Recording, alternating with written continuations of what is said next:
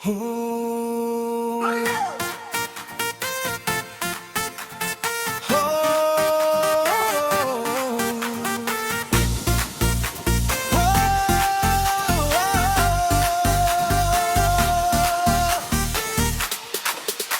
sa loob ng malaking gusali, may mga boses na nagtatalo.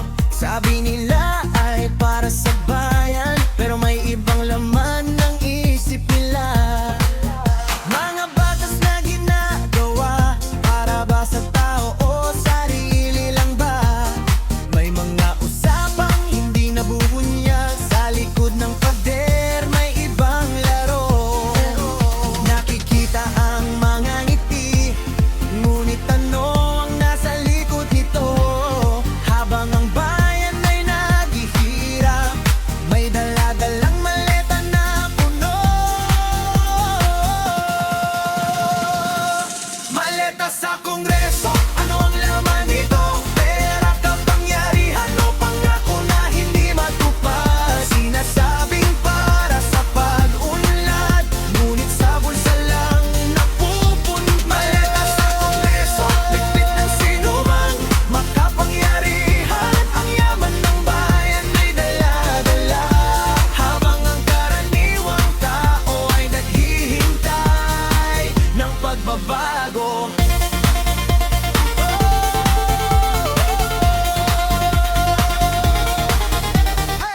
Mga salitang matatamis pakinggan sa harap ng kamera at radyo. Ngunit paglipas ng ilang araw, wala nang natutupad na pangako. Panggo na dapat para sa paaralan, karsada at kalusugan, saan na napunta ang lahat ng ito?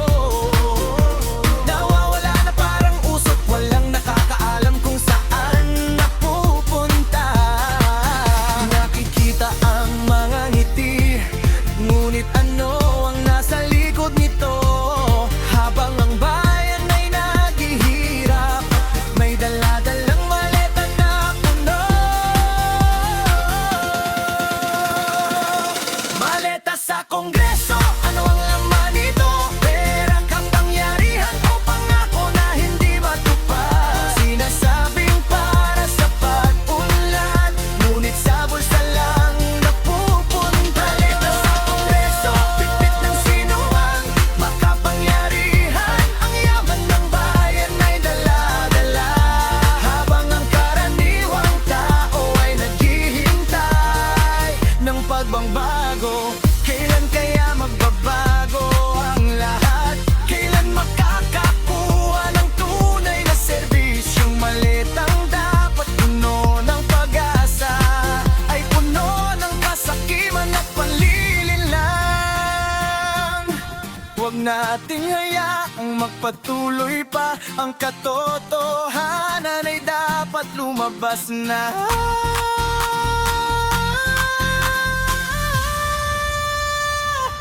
Maleta sa Kongreso, ano ang laman nito?